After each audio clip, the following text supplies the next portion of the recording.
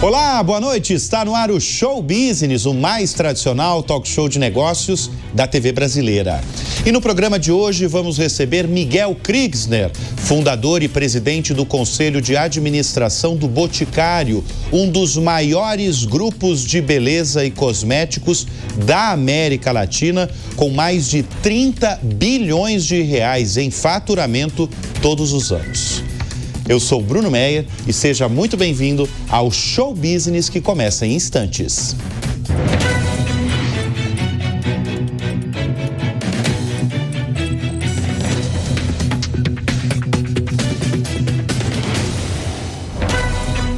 Ele é formado em farmácia e fundou em 1977 o Boticário, um gigante brasileiro de cosméticos e beleza com 4.000 lojas e diferentes marcas espalhadas em quase 90.000 pontos de venda no país, além de unidades em outros 15 países.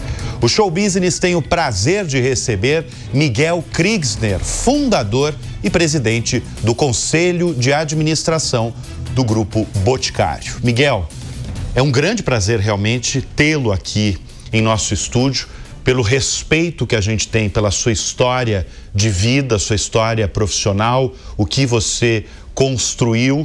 E é um orgulho também porque a gente sabe que você dá raríssimas entrevistas. Mas para começo de conversa, na sua avaliação, o que foi mais determinante para aquela farmácia de 3 andares no centro de Curitiba ter se tornado uma das maiores empresas de beleza do mundo?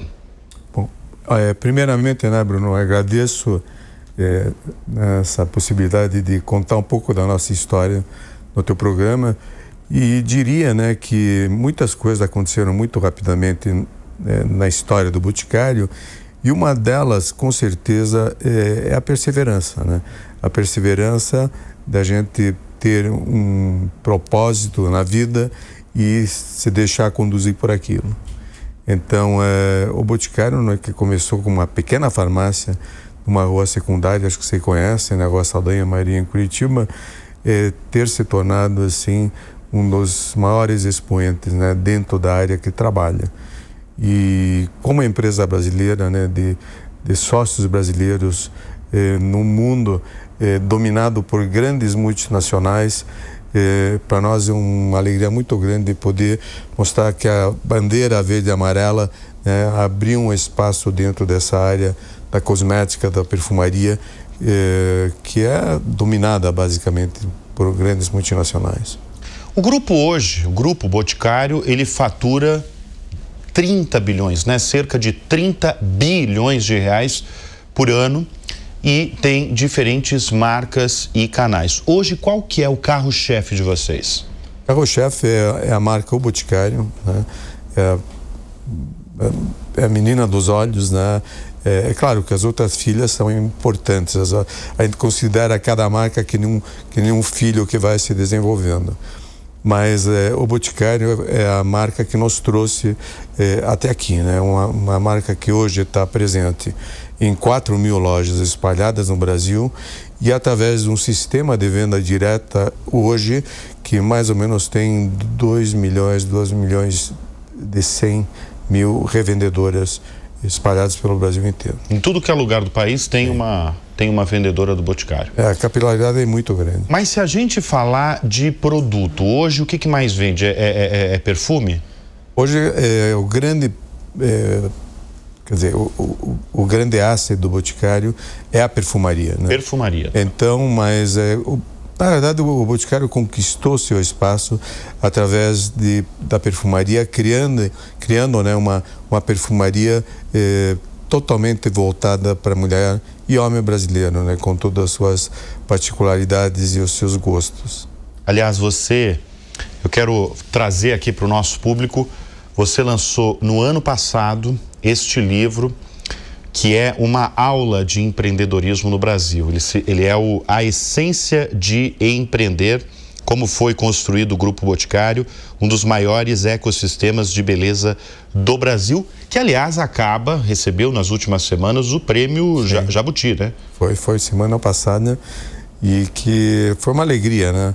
Porque através dessa obra nós conseguimos, né, mostrar todo o desenvolvimento da nossa companhia e através de uma leitura gostosa, né? Uma leitura agradável que a gente conta os principais lances da nossa caminhada.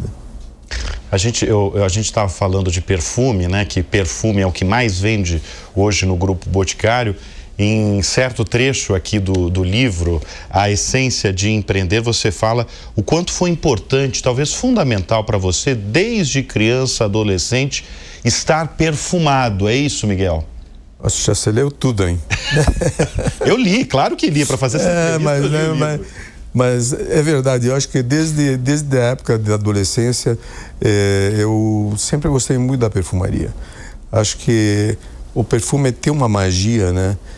Que é como você, em parte, consegue estender a tua personalidade e demonstrando aquilo que você é. Eu acho que o perfume tem muito da personalidade de quem está usando e é uma forma de você marcar a presença também por onde você anda. Mas essa marca que está com você desde a adolescência, né, da importância de estar bem perfumado no dia a dia, isso foi muito determinante para você decidir empreender no setor de beleza? Você veja, a gente começou com a farmácia de manipulação, onde o grande trabalho era inicialmente um trabalho em cima de receituário, né? Mas eu senti que aquele mercado era relativamente pequeno para desenvolver um grande negócio. Foi aí que eu comecei a trabalhar na pesquisa tanto de cosmética como de perfumaria. E aí tem toda uma história, né? Onde o Silvio Santos, né? Que está escrito no livro. Aliás, é bom você contar, porque o Silvio Santos esteve no início da sua trajetória profissional, né? Não, o Silvio Santos, na realidade, foi extremamente importante dentro da história do Boticário. Porque quando eu comecei a desenvolver fragrâncias, havia uma necessidade muito grande de embalagem. Do frasco. De frasco. E na época o Silvio Santos tinha desenvolvido uma empresa chamada Chanson, que ele pretendia na época concorrer com as grandes multinacionais na área de cosméticos, na área de venda direta fundamentalmente, que continuou. Hoje nós temos a marca Jequiti, né, que foi uma continuidade talvez de um sonho que ele tinha na época. Mas aí ele resolveu fechar aquela empresa e eu tive acesso às embalagens dele. E numa compra muito louca na época, eu acabei comprando um grande número de vidros dele e foi fundamental para a gente lançar a nossa marca na perfumaria. Mas é importante você falar que esse altíssimo volume de frascos que você comprou do Silvio Santos, você não tinha dinheiro suficiente naquele momento para comprar tudo aquilo, né? Escuta, na vida da gente tem momentos de loucura, né? Você tem que... Eu acho que a loucura também faz parte. E na época, acho que eram 60 mil unidades de vidros. E na época, eu lembro que eu falei com um gerente dele, falei, olha, eu compro, mas já querendo cair fora daquilo, e se eu puder pagar em 12 vezes. Ele falou, olha, vou consultar, né? Aí ele ficou uns 10, 15 minutos, acho que ele foi falar até com o Silvio na época. O cara falou, não, em 12 não dá para fazer, mas em 10 eu faço. Quando o cara voltou e me falou em 10, eu digo, o que eu vou fazer na minha vida? Vou ter que comprar 10 mil, né? Em 10 vezes 60 mil frascos. Mas depois do terceiro, quarto mês que a gente começou a vender, comecei a conseguir pagar o Silvio, que já era um compromisso que eu tinha que honrar de qualquer maneira. Miguel, como é que foi construir um sistema de franquias num país que não sabia o que era isso? Veja, desde o começo, assim, a grande preocupação era que canal de distribuição que a gente poderia utilizar se a gente quisesse evoluir para fora de Curitiba na época. Então, na época, você tinha algumas empresas como a Avon, tinha a Christian Grey e a Natura, que já existia mais ou menos há 7 anos. Ela começou muito antes que a gente, e que vendia através de venda domiciliar. Eu, na época, achei melhor que eu queria procurar um outro canal de distribuição. E a franquia me pareceu que era o mais importante. Porque através do sistema de franquia eu poderia alavancar o meu negócio através de capital de terceiros e fazendo também com que pessoas, né, pudessem ter o seu negócio próprio, que é o grande anseio até hoje, né, do brasileiro e como em geral é como que a pessoa pode ter um negócio próprio. Então, na época, a franquia pareceu bastante interessante para a gente começar a ter empreendedores que pudessem se unir conosco. Virou um negócio da esposa dos grandes empresários que queriam alguma coisa para sua esposa, e o Boticário era perfeito, né? Porque era um ramo de perfumaria que era uma excelente forma para a mulher se identificar com o negócio, ter a sua autonomia. Então, a grande maioria de franquias hoje ainda pertence a mulheres. O sistema de franquias do Boticário começou na década de 1970. Em 1980. Esse período no Brasil, a perfumaria, você tinha concorrência com os importados? Pouco. Tá. E isso, de certa forma, te ajudou. E até porque o que existia de perfumaria importada, né, que vinha, eram fragrâncias que não eram zero, né, adaptadas ao clima brasileiro, não combinavam com a mulher brasileira, né, pelo seu frescor. São coisas características da perfumaria brasileira que são importantes e não eram adaptadas. Então, a gente achou na época um nicho, né, de fragrâncias, um nicho de coisas que poderiam ser mais aceitas na época pela mulher brasileira, claro. São quantas franquias? 4 mil? São 4 mil lojas. 4 mil lojas. E hoje nós temos em torno de mais ou menos 500 franqueados. Tá. Qual que é o segredo da boa franquia? Aquela franquia que vende muito todo mês.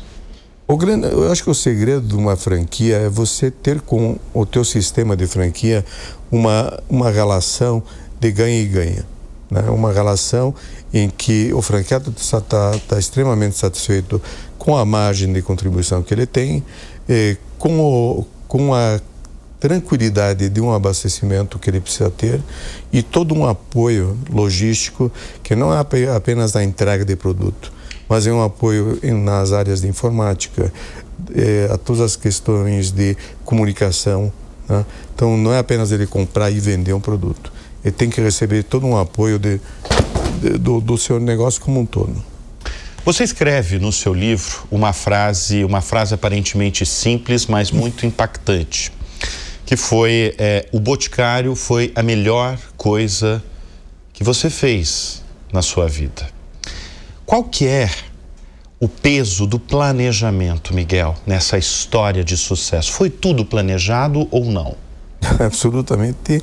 Se eu pegar os primeiros 20 anos do Boticário, na realidade, a questão do planejamento, é claro que ele existia para uma série de coisas que nós fazíamos, mas é difícil de você planejar a médio e longo prazo dentro de um negócio dentro do Brasil. O porquê?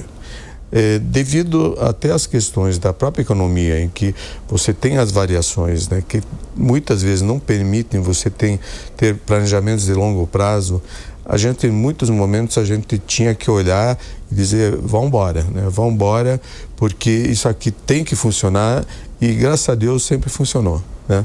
Mas muitas vezes você não tem todas as informações que você precisa para um planejamento extremamente cartesiano. Hoje mudou, né? Hoje em dia, devido ao próprio volume de negócios, então o nosso planejamento é de milímetros, né? Você não pode ter erros aí, que cada erro são milhões que estão em jogo, né?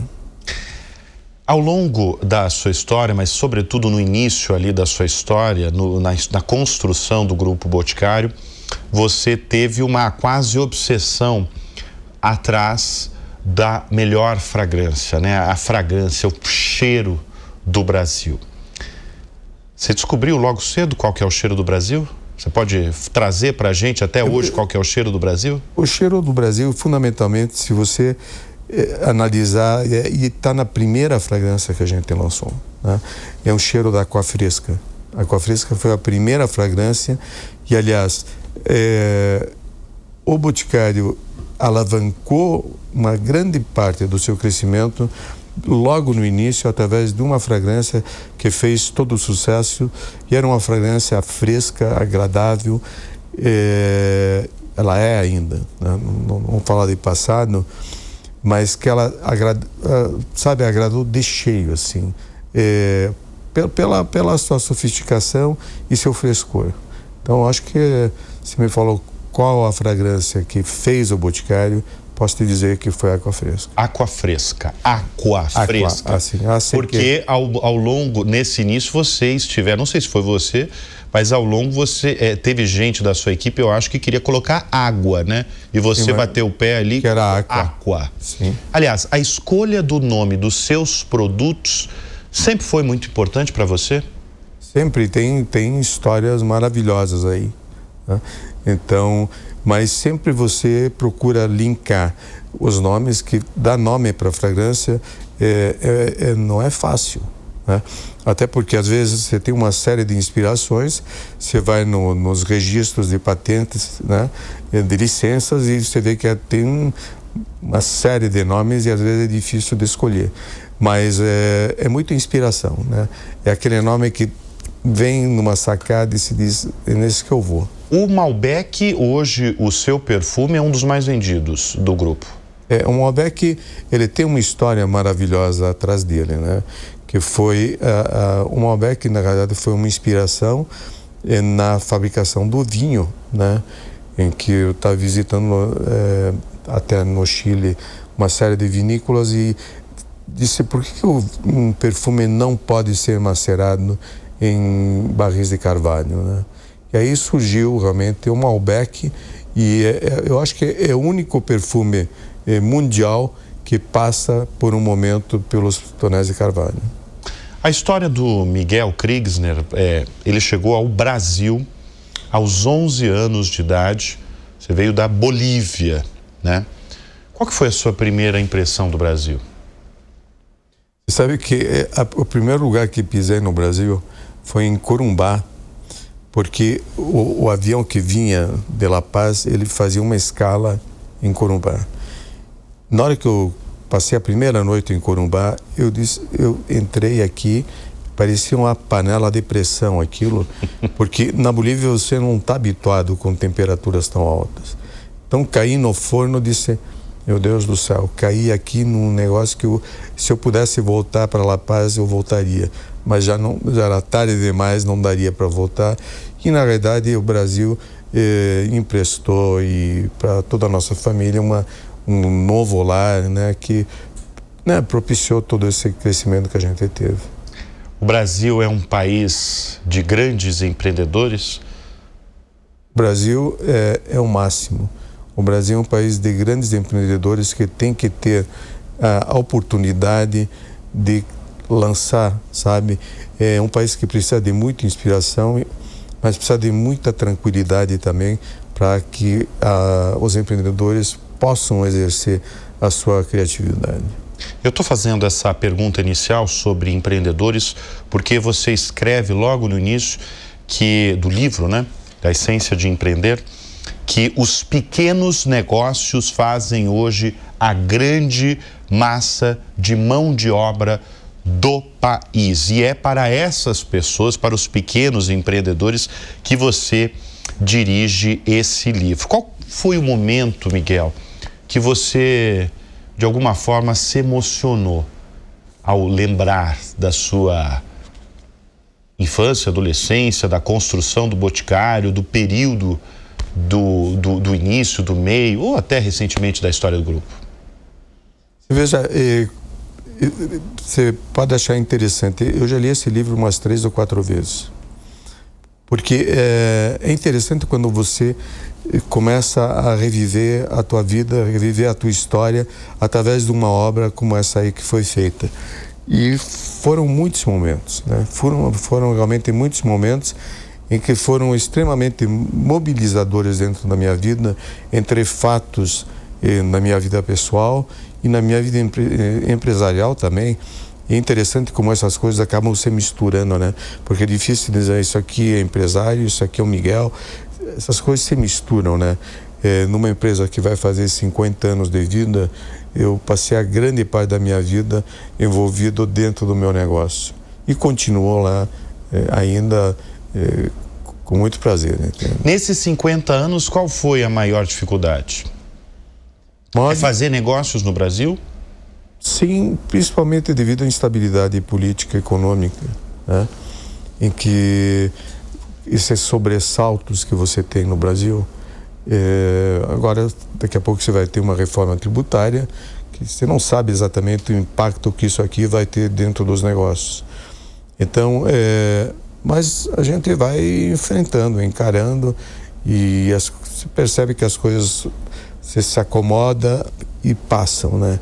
Tem as crises, mas você muitas vezes chora, mas tem que dizer, vou continuar em cima disso aí. Eu insisto nesse tema de empreendedorismo porque, o Miguel, você já disse também que o Brasil cresceu, virou um grande país graças às pessoas que vão empreendendo e que têm coragem de muitas vezes arriscar o mais importante da vida delas. Qual que é o segredo do bom empreendedor? O empreendedor é aquele que consegue materializar os seus sonhos, né? Porque muitas vezes tem muitas pessoas que sonham, mas não empreendem muitas vezes pela falta de coragem, né? Por olharem muitas vezes um macroambiente. E eu diria que um passo de coragem é importante para deslanchar. Eu acho que no momento que a pessoa começa a entrar no trilho, né, do empreendimento, ela vai vencendo as suas dificuldades, né? Ela vai errando e reparando. Eu acho que se leva, né, os tombos você tem que levar, mas eu acho que a grande maioria dos empreendimentos que tem no Brasil, as possibilidades, os grandes geradores de mão de obra, pertence a pessoas que enfrentaram as dificuldades e não se renderam a elas. Acho que esse é um grande segredo. Hoje está mais fácil empreender do que no passado? Eu acho que era mais fácil. Era mais fácil. Porque os recursos, principalmente a questão do custo, né? O custo do dinheiro hoje, né? Não permite você correr muitos riscos, né? Então, você sempre está com o pé atrás, prefere deixar muitas vezes o teu dinheiro mais guardado em algum investimento, né? Do que pegar esse recurso e dizer, eu vou pegar um pedaço da minha grana e vou investir, né? Então, como é que você tem uma dificuldade e tomara que isso melhore, né?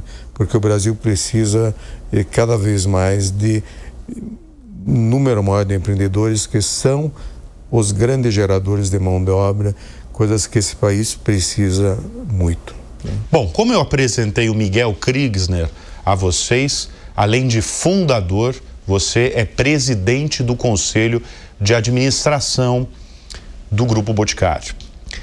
Você tem como é que é o seu perfil como gestor? Você é aquele que gosta de delegar tarefas, prefere tomar as decisões para você? Eu vou te falar o que dizem, né? Porque... Pode falar à vontade. Não, porque eu acho que eu não sou centralizador, já fui mais, tá? Uma evolução me mostrou que descentralizar é muito melhor, né? E é muito bom quando você consegue escolher os teus pares, as pessoas que estão trabalhando, e você consegue ter uma relação muito transparente com as pessoas, né? Então hoje eu conto, né, com uma equipe de presidente, de vice-presidentes, de pessoas altamente capacitadas, nas quais existe um diálogo muito honesto, muito transparente. Então fica muito mais fácil você descentralizar as atividades de uma empresa. Agora tem coisas pelas quais eu pessoalmente sou mais apaixonado, né? Eu gosto muito da parte de comunicação, gosto muito da parte de criar novos produtos, né? Gosto de fábrica, de equipamentos. Então são algumas áreas em que eu me identifico mais e acabo dando às vezes um palpite, entende? Você, nos últimos anos, você teve oportunidade, e não só oportunidade, você teve poder para escolher CEOs ao longo da sua carreira. O que é um bom CEO? Bom CEO, vou te dar, nós temos o primeiro, único, né, que é o Fernando Muder. É uma pessoa... O atual CEO, né? O atual CEO, né? Ele não é da família, é o primeiro que não é da família. Se eu considerar o Arthur é meu sócio e foi CEO durante uma época. O Arthur Grimbaum. Arthur, né? Grimbaum, né? Que Arthur é meu cunhado, né? É um cunhado que eu amo de paixão, porque ele é realmente um companheirão em tudo aquilo que a gente construiu junto. Agora, um CEO que não é da família, é o Fernando Muder, que é o nosso CEO atualmente, que está há 26 anos dentro da companhia e que a gente foi seguindo os passos dele desde o primeiro dia que ele entrou. Então, um bom CEO é aquele que tem uma relação muito próxima com o conselho, né? Com os acionistas da empresa e ter uma liberdade de fazer e também uma capacidade de ouvir, né? Então não é um CEO que vai lá e impõe as suas coisas. É um CEO que discute e tem toda a liberdade também de tomar suas decisões. Mas essa harmonia é uma coisa que muitas vezes a gente não encontra em muitas empresas. Eu estou lembrando de uma história que está escrita aqui no livro, que diz o seguinte, que sempre que quando você contratava alguém, você ligava na loja e se passava por um cliente só para ouvir como apresentavam o seu produto. Isso é verdade. Você fazia isso mesmo? Fazia. Não, e fazia, muitas vezes eu era o cliente oculto, né? Que não era todo mundo que conhecia a minha cara. Então, talvez nem a sua voz, né? Não sabia. Então, em muitas lojas eu ia e ficava perguntando e tentando identificar, né, se aquela vendedora era boa, se o gerente daquela loja sabia como conduzir o negócio. Então, e é muito bom. E quando você não gostava de uma apresentação do produto, o que você fazia? Eu acho que dava principalmente um feedback para a pessoa. Porque eu acredito que o grande segredo é como você dá feedback para as pessoas, né? Tem pessoas que às vezes precisam de um toque e alguém que chame a atenção, não do ponto de vista da autoridade, mas que possa chamar a atenção de algumas particularidades da pessoa que podem ser corrigidas para que ela consiga desempenhar melhor a sua função. Tem algum segredo da boa venda? A boa venda é você vender aquilo que você conhece, né? Saber o momento em que o teu consumidor também ele está disponível para venda, para compra, desculpe, né? Para compra, porque tem pessoas que, por exemplo, entram numa loja e ela entra para conhecer o produto. Ela, naquele momento, muitas vezes, ela não está afim de comprar. Então, como que você acaba cativando aquela cliente, não tentando empurrar um produto para ela, mas sim ouvindo. Na próxima vez que ela passar num shopping, ela vai lembrar da pessoa e daquela loja para dizer, sabe, eu fui super bem atendido para lá, vou comprar o meu presente que eu estou querendo.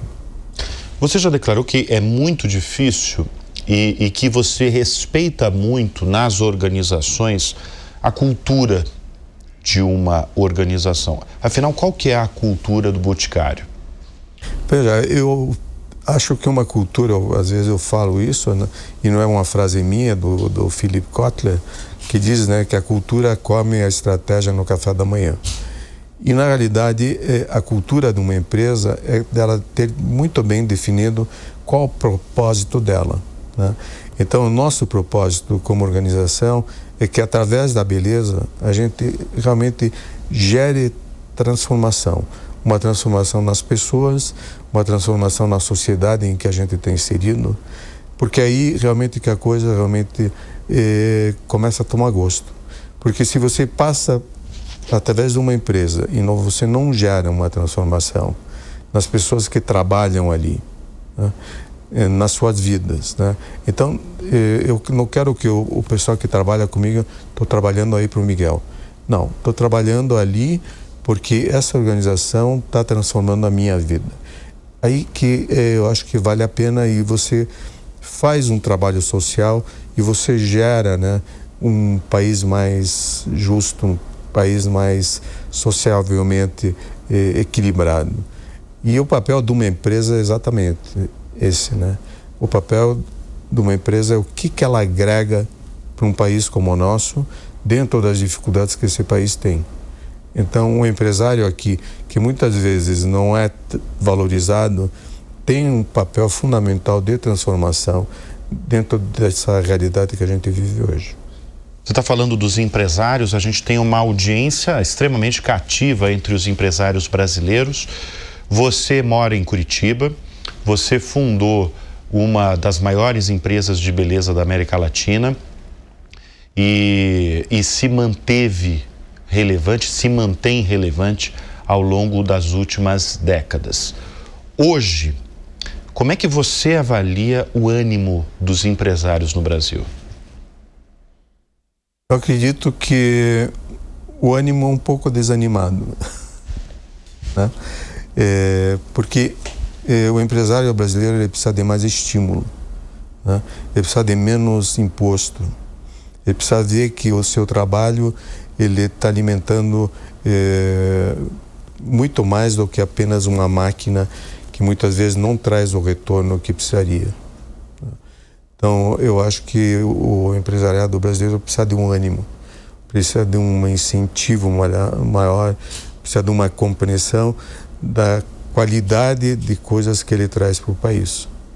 Eu acho que dá para melhorar muito bem isso. Olha só, são quantos funcionários, Miguel Crivo? Hoje é 22 mil. 22 mil funcionários. Diretos, né? Diretos, exatamente, então, além das franquias. Então você pode considerar, né, que imagine 4 mil lojas, né, o que isso gera, né, em termos de mão de obra direta. E se você quiser colocar 2 milhões e poucos mil revendedores pelo Brasil afora, então a gente não está gerando uma mão de obra direta, mas nós estamos ajudando muita gente a pagar suas contas também. Pois é, mas o Grupo Boticário, eu sei, vocês têm muitos jovens entre os profissionais, sempre tiveram jovens, sempre gostam ali de ter uma ala de jovens na empresa. Como é que você avalia os jovens hoje que chegam ao mercado de trabalho? Hoje existe eu acho que o jovem que está entrando no mercado de trabalho, muitas vezes não vem tão bem preparado como deveria. Então, as empresas muitas vezes têm que fazer o preparo complementar que ele precisa para desempenhar as suas funções. Por outro lado, o jovem de hoje, ele anseia um crescimento muito rápido, né? Então, hoje em dia, por exemplo, alguém que está trabalhando em 2 anos, 3 anos, o cara já quer ser diretor de uma empresa. Então, eles não dão o tempo necessário para evoluírem dentro do trabalho que fazem. Então, você tem muito jovem que fica pulando de um lado para o outro. De empresa para empresa. O que você não cria raízes, o que não é salutar, né? Então, é importante ficar e crescer dentro de uma empresa e evoluir dentro daquilo que uma empresa pode oferecer. Vou ser polêmico agora com essa pergunta, hein? Para você, qual que é o melhor modelo de trabalho? O presencial, o híbrido ou o remoto? Eu gosto muito do presencial, vou te falar a grande verdade. Entendo muito bem o trabalho híbrido, né? Mas com o trabalho híbrido, eu tenho a impressão que você, muitas vezes, perde um pouco o controle. Perde o controle porque, às vezes, o trabalho presencial, ele cria, né, uma ligação muito maior entre teus colaboradores e cria um lado de amizade e de amor pelo próprio. Quer dizer, um pelo outro, pelo próximo. Que no trabalho híbrido isso fica a desejar. Naturalmente, você tem funções dentro de uma empresa em que o trabalho híbrido funciona muito bem, mas o presencial é fundamental. Eu estou vendo aqui o livro, né? A Essência de Empreender. Esse nome é maravilhoso, né? Estou vendo aqui os frascos. Tati é o nome de uma das suas filhas. Você tem a Tati, a Anne. Tem a Tati, a Anne, você tem a Aqua Fresca, onde tudo começou. Sim, e você tem a Cecita, que é a Cecília, que é minha esposa. Ah, você tem as 3 mulheres da sua vida, então? Não, mas elas que mandam na minha vida. Quer dizer, a Cecília é sua mulher, a Tati e a Anne, as suas filhas. Sim. Então, você tem que se render. E elas que realmente mandam, né? A Cecília, que é minha companheira de toda uma vida aí, possivelmente é a maior conselheira da empresa. E todo mundo tem que ouvir. Tá desde o começo lá. Desde o começo. Desde antes da farmácia. Sim. Sim. Ela foi minha estagiária. A Cecília foi. Ela foi sua estagiária? Foi. Lá da farmácia.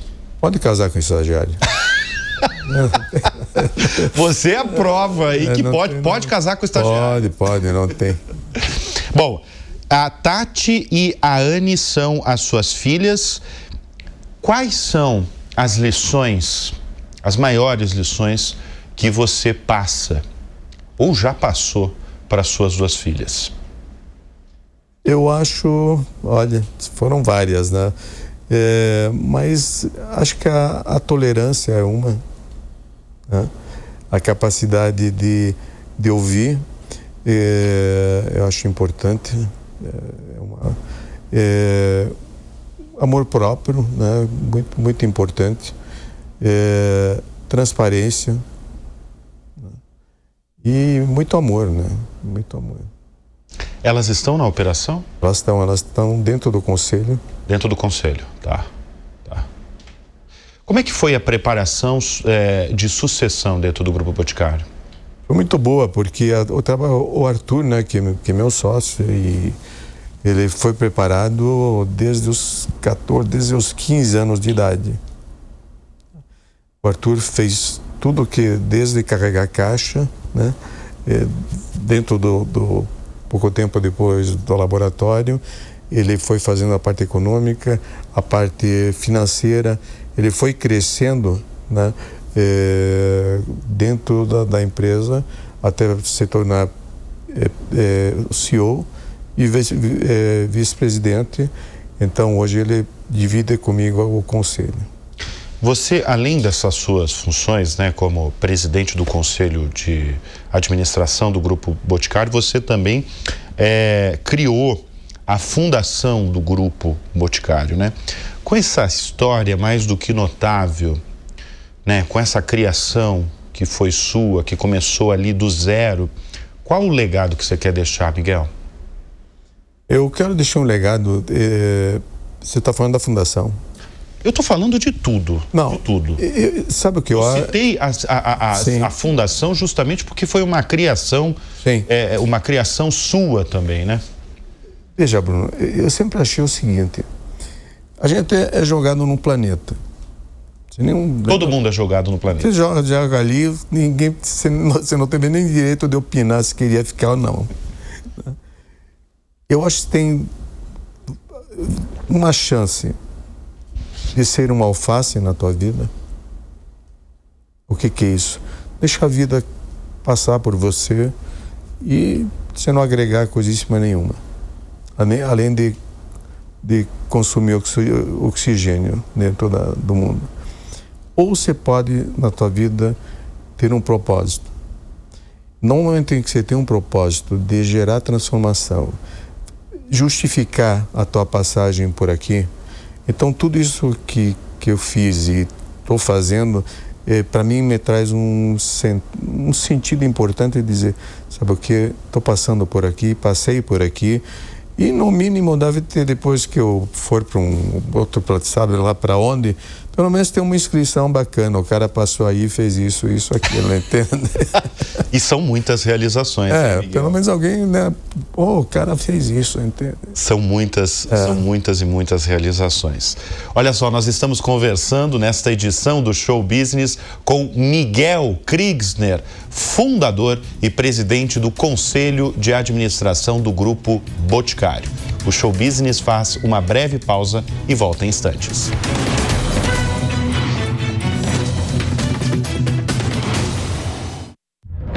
E nós voltamos com o Show Business nesta edição, falando com Miguel Kriegsner, fundador e presidente do Conselho de Administração do Grupo Boticário. Você, Miguel, ao longo da sua vida, da sua carreira, sempre foi muito conhecido por ser muito discreto, por dar raras entrevistas, o que me deixa muito honrado de você estar aqui nos estúdios do Show Business, na Jovem Pan, na Avenida Paulista, em São Paulo. Por que essa discrição ao longo da vida? Essa pergunta difícil essa. Na realidade, eu acho que eu sou discreto tanto na minha vida profissional como dentro da minha vida, vamos dizer, familiar, e também dentro da sociedade em que eu acabo ficando mais próximo. Eu acho que é uma questão de temperamento e também tem uma questão de ser mais reservado, porque como eu sou filho de sobreviventes, né, acho que no meu livro... Você conta bem. Eu sou filho de sobreviventes da Segunda Guerra Mundial, né, onde meus pais foram vítimas do Holocausto nazista. Isso traz, eu acho que, para minha geração, algo que eu posso dizer de ser um pouco mais low profile, de ser mais quieto, talvez. Uhum. O seu pai era judeu? A sua mãe? Também. Sim. Então, meu pai era polonês, minha mãe é alemã, mas, por exemplo, a família do meu pai perdeu 24 pessoas da família dele no Holocausto. Você conta isso ao longo do livro, né? Que você tem memórias da sua infância, do seu pai acordando com gritos de memórias dele da guerra. Sim, e foi algo que foi muito marcante para mim, tanto que em Curitiba, né, tive a oportunidade de ajudar a fazer o primeiro Museu Brasileiro do Holocausto, onde ali a gente retrata muito bem toda a saga, né, que os judeus passaram durante esse período, morreram mais de 6 milhões de pessoas, entre elas 1,5 milhão de crianças. Então a gente conta isso dentro da história, dentro do museu, de uma forma muito pedagógica até. Bom, deixa eu voltar para o cerne do negócio do Grupo Boticário, que sempre foi, como eu já falei, uma obsessão do Miguel Kriegsner. Para quem conhece o Miguel Kriegsner, o fundador do Grupo Boticário, em entender, no início, a fragrância brasileira, né? O grande cheiro do Brasil. E começou com a Aqua Fresca. Isso. Hoje, um dos grandes carros-chefes aí do grupo é o Malbec, um perfume masculino. Mas ao longo desses 50 anos de companhia, você conseguiu traduzir o desejo do consumidor brasileiro. E agora eu gostaria que você contasse para a nossa audiência qual é o desejo do consumidor, desse consumidor de beleza e de cosméticos no Brasil. Veja, o consumidor brasileiro, ele tem um nível de sofisticação muito grande. Então, por exemplo, as fragrâncias brasileiras hoje, elas se equiparam tranquilamente a fragrâncias francesas ou americanas em termos da sua qualidade.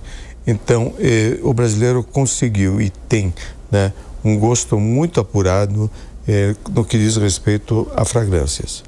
Em relação produtos de higiene, produtos de maquiagem, produtos para tratamento, a mulher brasileira é uma das mulheres mais lindas do mundo, né? O cuidado da mulher brasileira no seu cabelo, na pele, né, exige, né, um nível de qualidade enorme para quem fabrica produtos dentro dessa área. Então é muito bom trabalhar no mercado com esse nível de sofisticação e esse nível de bom gosto, né? E por um preço razoavelmente muito bom em relação ao que vem de fora.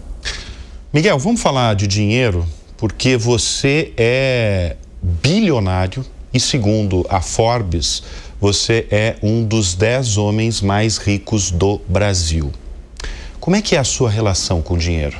Tudo mentira isso. É mentira? Esses bilhões, a Forbes diz que você tem mais de 30 bilhões de reais de patrimônio. Não. Eles são muito gentis. Não. Mas longe disso, né?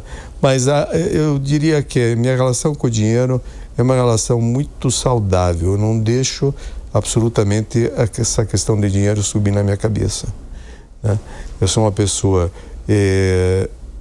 bastante reservada, mas também não fico pensando em grandes, sabe, em coisas gigantescas. Eu acho que nem é um modo muito bom para você educar teus filhos, sabe? Eu acho que o dinheiro ele tem que proporcionar o conforto, o sabor para você ter aquilo que você deseja, mas sem ultrapassar o limite. Ainda mais num país como o nosso, em que você tem tantas pessoas com tanta dificuldade, entende? Então é importante ter grana até para resolver uma série de coisas, mas não deixar absolutamente isso subir na tua cabeça. Mas ao longo da vida e ao longo do que você conquistou em finanças, no que você costumava e costuma investir? Hoje em dia... hoje em dia ou mesmo nos últimos anos? Eu vou te falar, quase que todo o recurso que a gente consegue dentro daquilo que a gente faz é um reinvestimento constante dentro da organização. Nós fugimos de bancos, né? A gente fica dentro de empréstimos.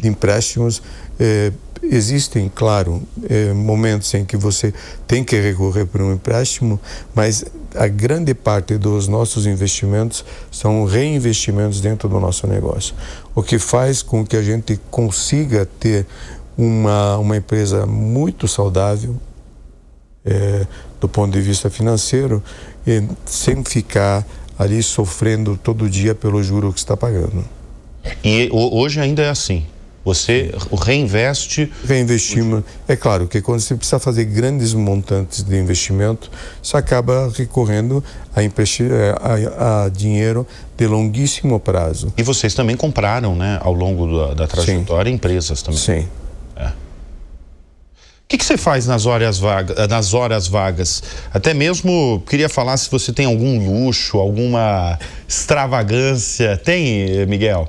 Você sabe que é interessante, né? Porque uma vez uma jornalista falou, mas o que o senhor gosta? O senhor gosta de aviões, gosta de barcos, né? Aí eu falei para a mulher, olha, eu gosto de teatro. Teatro? Teatro. Mas teatro do quê? Eu gosto de teatro de animação, gosto de teatro de marionetes, gosto de teatro de fantoches. Mas o senhor faz isso? Eu faço isso, eu gosto disso. Mas seus hobbies, o senhor gosta de golfe? Falei, não jogo. Não acho legal ficar correndo atrás de uma bolinha, né? Então... Aí eu fico pensando, será que eu sou chato assim? Mas não, acho que eu gosto de cinema, gosto de teatro, eu gosto muito de cinema, né? Você tem cineastas preferidos? Tenho. Inclusive, esses dias eu estava pensando, agora com toda essa questão de inteligência artificial, né? Não sei se você assistiu, tem um filme chamado Her, Ela. Isso, sim, lembra? Assisti. Esse cara é de 10 anos atrás. Faz tempo esse filme até. Pois é, mas ele é atual. Se você analisar, ele tinha uma namorada que era a Samantha. Essa Samantha era uma namorada que ele ficava no telefone, quando ele se deu conta que tinha mais 28 mil pessoas que falavam com a Samantha e que era uma namorada de inteligência artificial. E hoje, meu caro, se você analisar tudo o que está acontecendo, a gente não está longe disso. Não, né? Não.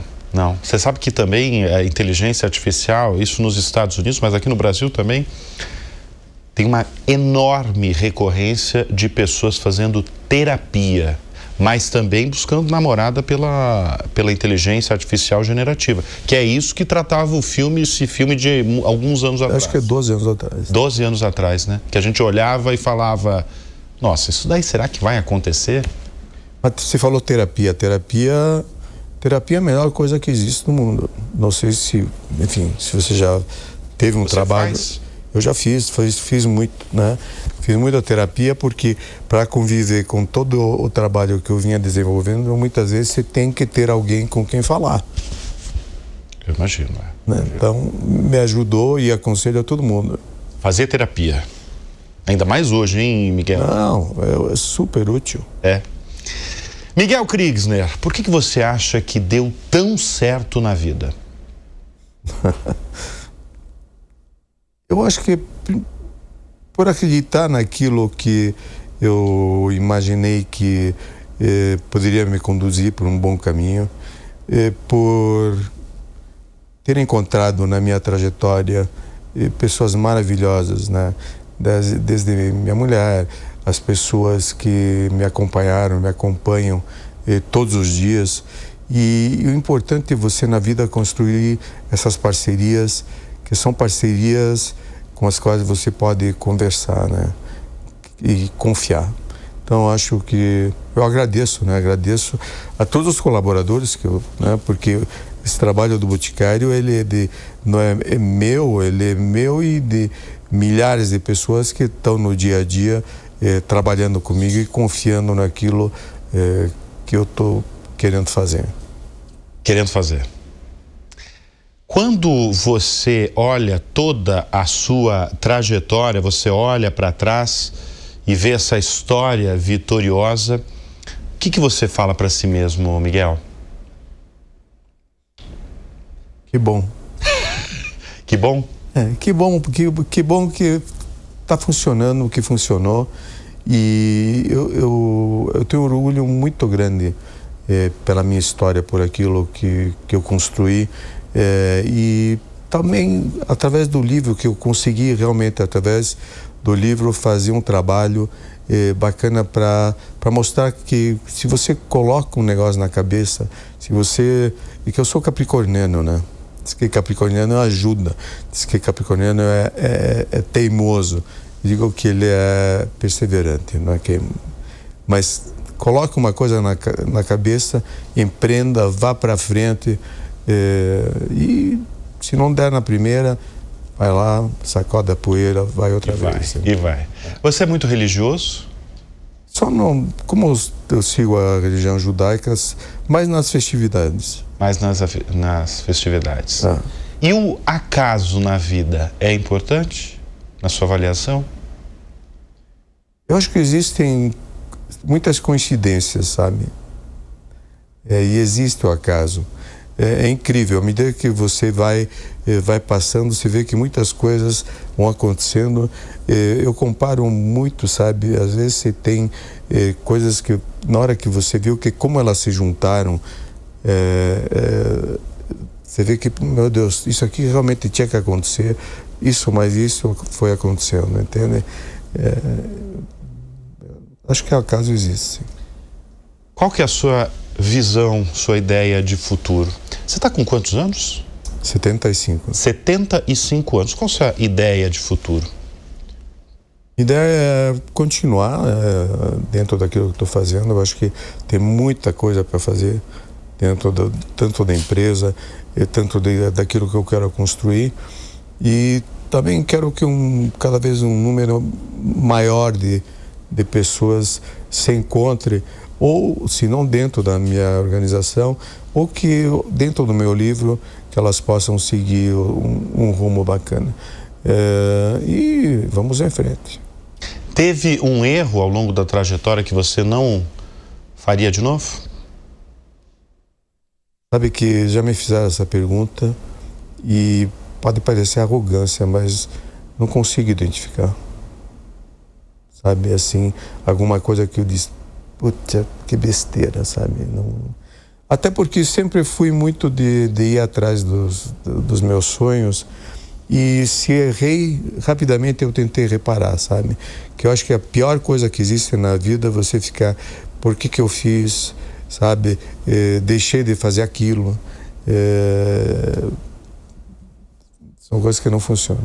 Eu falei de visão de futuro, né? Você falou que quer seguir, né, no seu trabalho, né? Você tem uma função executiva, né? Presidente do conselho. O seu dia a dia é de segunda a sexta na empresa? Você mora em Curitiba? Moro em Curitiba. Como é que é a sua rotina? Normalmente eu destino a parte da manhã muito a tentar fazer mais ginástica, que eu deveria fazer mais, né? Fazer um pilates, fazer minha fisioterapia.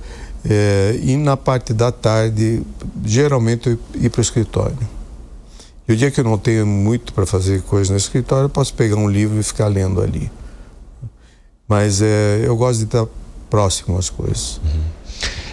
A gente conversou nesta edição do Show Business com Miguel Kriegsner, o fundador e presidente do Conselho de Administração do Grupo Boticário. Eu tenho que te agradecer, eu preciso falar isso publicamente, que para mim é uma honra tê-lo aqui, pelo respeito que eu tenho pela sua história de empreendedor, sua história vitoriosa de vida.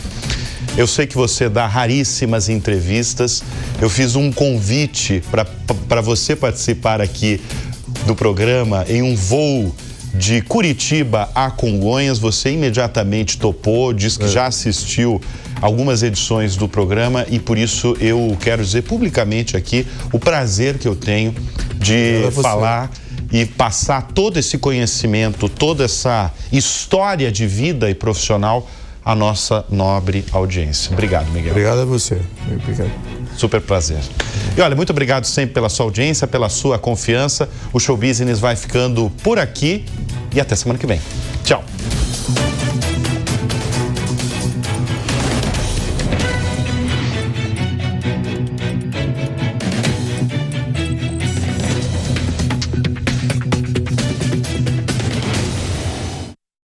A opinião dos nossos comentaristas não reflete necessariamente a opinião do Grupo Jovem Pan de Comunicação.